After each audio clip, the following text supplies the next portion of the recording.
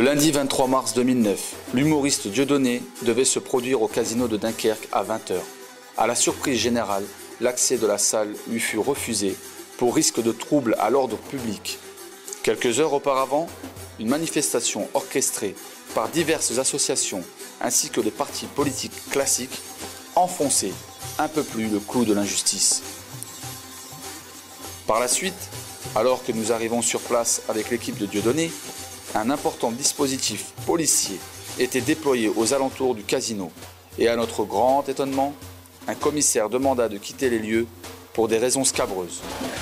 Nous rappelons aussi que l'ensemble des affiches annonçant l'arrivée de Dieudonné à Grande-Synthe furent retirées. Je devais être à Dunkerque, comme je devais être à Besançon, à Belfort, à Dijon, à Auxerre. Alors je me déplace maintenant, j'y suis toujours.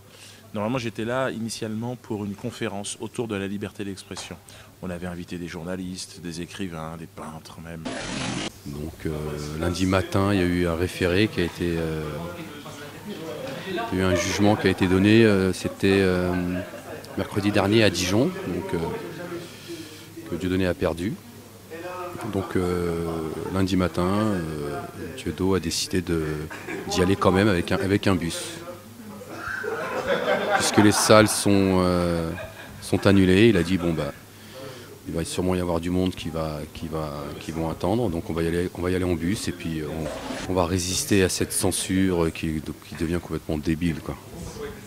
Bon, là aujourd'hui on voit ici à Dunkerque qu'ils ont déposé une gerbe pour l'avenue de Dieudonné.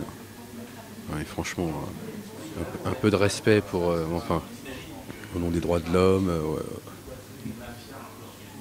Lesquels? Alors vous savez, bon, pour se connaître un petit peu, je suis taquin. C'est vrai que mon truc, c'est faire chier les comptes, c'est mon truc. Et c'est vrai que bon, bah, là, mon sketch chez Fogiel, ça a commencé là.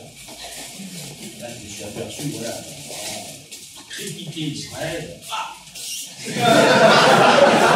dernier étage au-dessus, c'est le soleil. J'ai eu le droit à tout, non mais j'ai eu le droit à tout.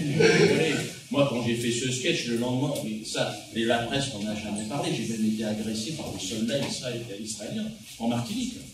Ça, c'est une histoire vraie. Non, mais ne marre pas, ça. Il va pas se marier, le mec. C'est à la Martinique, les mecs me sont tombés dessus. Dans le dos, on imagine bien. C'était signé. Et là, je veux dire...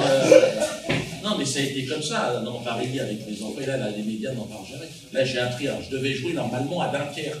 Il paraît que c'est à côté d'ici. Je ne connaissais pas le gars, je ne connaissais pas, il paraît que le mec...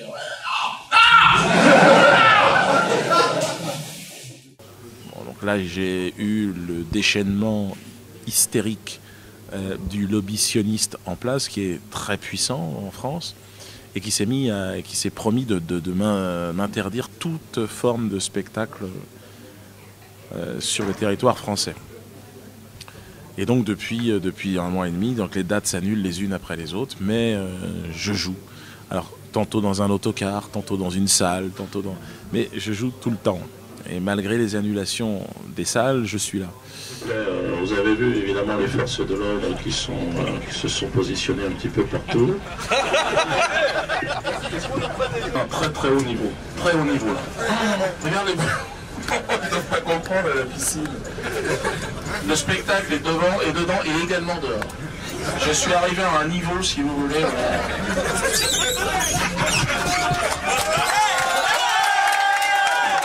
Et aujourd'hui, c'était un jour un peu particulier parce que j'ai annoncé samedi dernier donc, ma candidature pour les élections européennes. Enfin, ma candidature, je lance l'idée qu'il puisse y avoir une candidature qui se retrouve autour de l'antisionisme et de l'anticommunautarisme. Ceux qui, comme moi, croient en l'anticommunautarisme viscéralement et qui sont profondément antisionistes, je pense que l'antisionisme sera la grande ligne de fracture qui nous opposera à tous les autres partis. Je pense que le sionisme gangrène la France, c'est un danger. Et donc c'était intéressant de voir effectivement toutes les pressions politiques autour de cette manifestation d'aujourd'hui.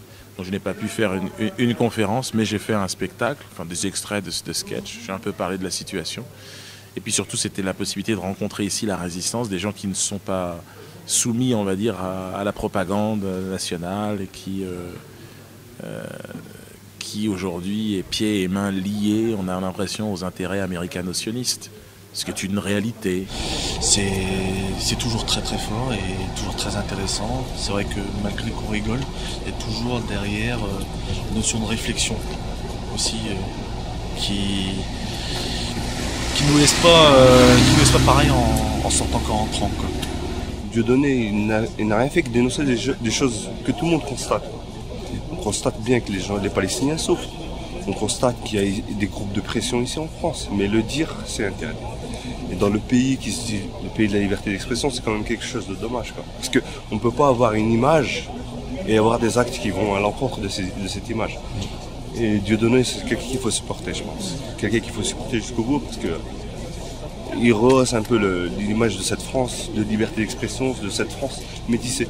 On prétextait qu'il ne pouvait pas venir ici pour faire ce spectacle, pour troubler à l'ordre public. J'ai vu aucun trouble, au contraire. C'est des gens métissés, on retrouve la France, la vraie France, avec des gens qui sont épris de liberté, des vrais gens épris de liberté. Et non pas des gens qui sont juste épris du pouvoir et de l'argent. Donc, en fond pour Dieu. Je trouve vraiment malheureux, regrettable de pouvoir s'exprimer dans un bus. Ça, c'est vraiment la chose vraiment abominable. Alors qu'on dise liberté de la France, liberté d'expression, ça j'en doute. Hein. C'est bien. C'est un peu malheureux d'avoir l'escorte policière, mais Dieudonné. Okay. Continuez. Il y a combien de voitures de police? Alors, il y a 1, 2, 3, 4, 5, 6, 7. 7 voitures de police. Vous pouvez m'applaudir. Je ne suis pas en guerre, je demande juste la liberté pour moi et ceux qui me ressemblent. Et donc un peu comme un esclave qui doit s'échapper du champ et qui doit quitter son esclavagiste, dire bon voilà, moi c'est terminé, je ne collabore plus, je me libère. Donc c'est comme ça, c'est voilà mon approche. Mais ce qui fait que voilà, ça ne plaît pas à tout le monde et que mon arrivée ici à Grande-Synthe, eh bien ça a été un moment encore une fois de pression. À Dunkerque, le maire, il y a eu je crois une minute de silence contre ma venue. Bon, on est dans le ridicule le plus total, mais en même temps ils ont peur et il y a les européennes qui arrivent, donc on sait qu'à chaque élection, nos hommes et nos femmes politiques, ils nous ressortent toujours la même carte, c'est la carte de la peur, donc la sécurité. Il faut qu'ils fassent attention quand même, parce que là avec la crise, il y a vraiment un ras-le-bol, il y a une colère qui est énorme. Si demain, en banlieue comme sur Paris, dans toute la France d'ailleurs, parce que voilà, on tourne un peu, on discute avec les gens. Je pense que demain, si ça pète, moi je pense que ça va leur glisser entre les pattes. Et je pense même que la gendarmerie, l'armée, bon, pour ce qui reste, que Sarkozy, l'armée c'est pareil, il a complètement plié. D'ailleurs, ils veulent faire rentrer la France dans l'OTAN. On voit un peu, je veux dire, la France ne sera plus un pays souverain, ce sera une serpillière. Et ben, je pense que Sarkozy, il se met le doigt dans l'œil s'il pense que la gendarmerie, je pense qu'ils vont le lâcher. Je pense que quand ça va péter, il y a beaucoup de pères de famille qui vont dire ça va, c'est bon. Moi je suis pas ici pour taper sur le peuple, et ras-le-bol, parce que là on se fout de notre gueule.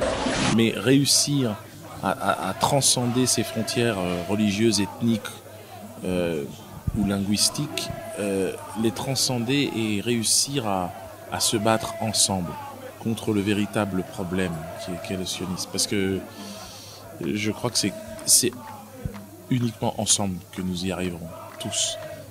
Parce que le sionisme, son jeu, c'est la division. Si nous comprenons tout cela et que nous arrivons à être unis, nous anéantirons ce projet qu'est le sionisme, qui n'a rien à voir, encore une fois, avec la communauté juive de France, qui n'a rien à voir avec l'antisémitisme. Je ne me considère absolument pas comme antisémite.